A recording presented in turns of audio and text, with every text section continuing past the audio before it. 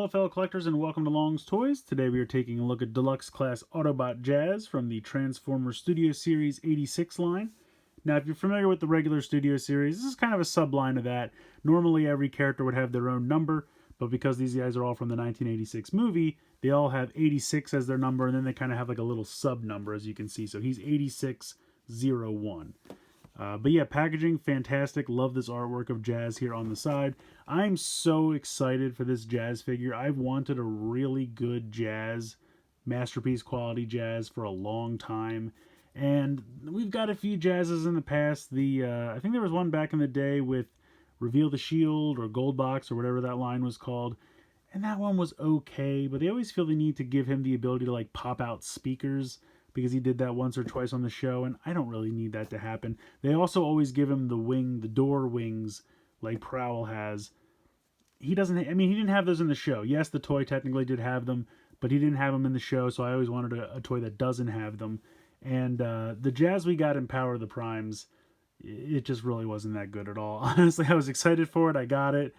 And they really just kind of left me wanting. But this guy looks fantastic. This looks like what I've always wanted Jazz to look like. He looks like the show. He transforms into the classic Porsche.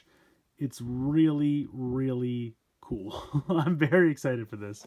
Honestly, the whole 86 line I think looks really good. I've reviewed Hot Rod so far. He was fantastic. If Jazz is even half as good as him, he's going to be amazing.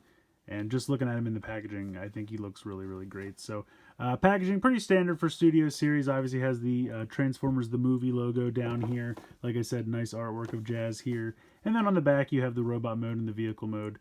And he does have the little kind of diorama piece that all of these come with. So we'll get him out of the box, and we'll take a look at that. So here's Jazz with the little diorama backdrop that he comes with, and it is from that scene early on in the movie where he is trying to contact Bumblebee on Moonbase 2. So I absolutely love that. It's a really nice diorama recreation of that scene from the movie.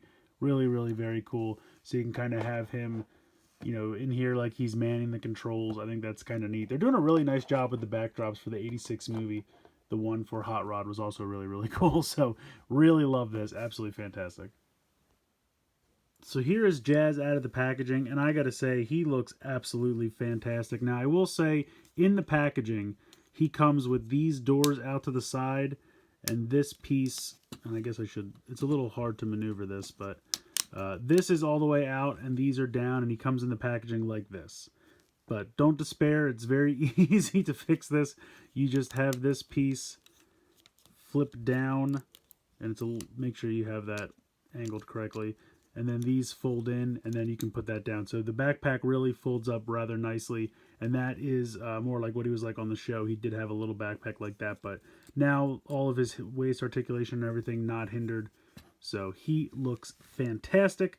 Paint applications really sharp, really nice. Head sculpt very simplistic, but it works. It's classic Jazz. Love that quite a bit. Let's get into articulation. So the head is on a ball joint. You can go up and down. You can rock a little bit side to side. You can do complete rotation side to side, no problem there. You do have a hinge and a swivel in the shoulder.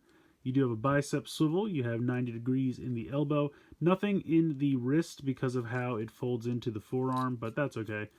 You do have a waist swivel. You have a hinge and rotation in the hip. You have a thigh swivel. You have, I would say, at least 90 degrees. Now, the way these work, you can see this is moving around a little bit.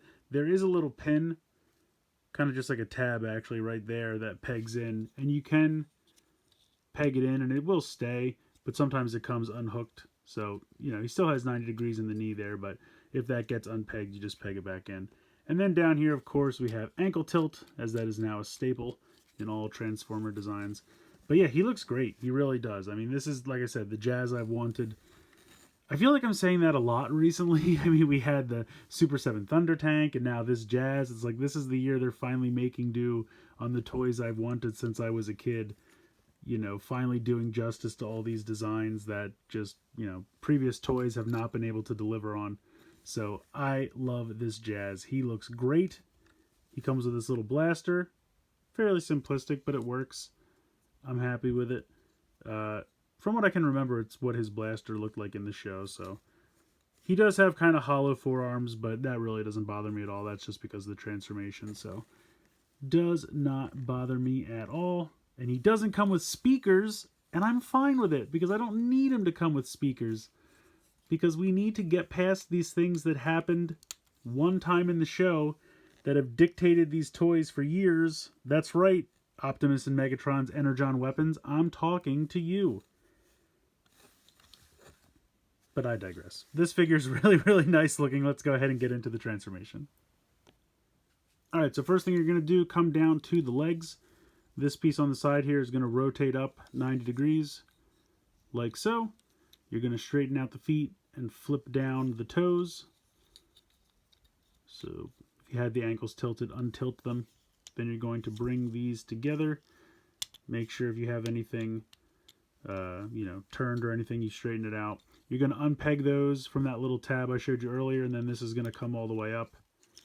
Do that again over here, and then you're going to peg them together. You can see that there's two tabs right there. So tab that together, and there you go. This is where it starts to get interesting, which I actually think is kind of neat. I'm going to flip these out just because I feel like it's easier to do this now. Obviously, this won't come into play until a little bit later, but we can flip these out now just to kind of get them out of the way. You're going to unhook this section here. And how this works is these two tabs tab in right there and there. So you just lift that up. This kind of comes up to about here. You're going to push this in so that the headpiece can come down and flip all the way around. And then this is going to go up and fill up in that spot. So when you flip the head all the way around, it's going to put this piece in, and then you push that other piece up to fill that spot, which I think is actually pretty neat. At this point, you're going to rotate this silver piece. So you're going to rotate this, and then rotate this, and keep rotating that around so that just the silver piece rotates around 180, like that. You're going to fold the hands into the forearms, like so. Then you're going to fold these in. You're going to want to rotate this out 90 degrees. And then this is going to come down, rotate around, and then sit like this. And make sure that this tab faces the outside. So again, you're going to rotate this 90 degrees, bring the arm down, rotate this around. And you can see that there are kind of two little tabs in here. If I move this out of the way. And it just wants to go up against them. It doesn't peg into them. It just kind of goes against them. So you can see that we're mostly done at this point. You can probably figure out what the last couple of steps are. Now this is a little difficult, I will be honest, to kind of get this to go all the way down like it's supposed to. But what can help is you can see that there are two black tabs right there. And they're going to peg into these tabs right here. Or there's little tab slots here. So you're going to bring this down. And that's going to peg in. And then you got to really pop this down. And sometimes it makes this piece want to pop down. So you just kind of have to hold that. That's the piece with the head on the back. So, and then you can bring this down. And then you can see the little tab slot right there. We'll peg into this tab. So bring that in. And peg that all in. And then there you go. There is Jazz in his Porsche mode. I think he looks fantastic. Very reminiscent of both the original toy and what he looks like on the show. Really nice job. I think the blue and red stripe is very sharp. I love the Autobot symbol there on the chest. That's also there in robot mode, to be fair, but I just think it looks really sharp. Front of the car here, nicely painted. Rolls very well. I love the ridiculously large spoiler because that's such a huge part of his design. Not really a ton of robot kibble underneath, I gotta say. Head's pretty well hidden. Yes, you can see the arms and the legs, but they look good. Overall, I could not be happier with this. This is Jazz. This is not a weird like Indy car or some of the other race car things they've given him over the years. This is what he looks like. Now you can put the gun in that big peg hole there on the top, but I gotta be honest, it's kind of a tight fit, and it kind of feels like you're stretching it out, but it can be done. You can also use these pegs on the side if you wanted to push it down like this, and that seems to fit a little better. So whichever one you prefer. Or you can just leave it off altogether, which is kind of what I prefer. But this looks really good. I really can't get over how well they did this, and why it took them so long, I don't know. But this is, again, I use the term mini masterpiece. It's a simple transformation, but it really works and it really looks good. He doesn't have a ton of robot kibble. I'm just gushing at this point, but I'm really, really happy with this. Honestly, he's perfect. I love him. I really can't think of anything bad to say about this figure. He looks great in both modes, very cartoon accurate. The paint applications are great. The articulation's great. The transformation is fun and not too complicated.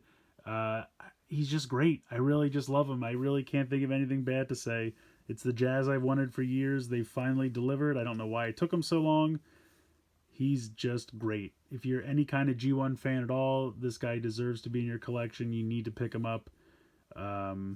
He's absolutely fantastic. These started kind of showing up at Targets. I would assume they'll eventually be at Walmarts and Amazon and whatnot, but if you're on the lookout for these, that's where I would check, probably Targets first. Some online retailers, Command Store, BBTS, things like that, have started to get certain things early, so you could check those as well.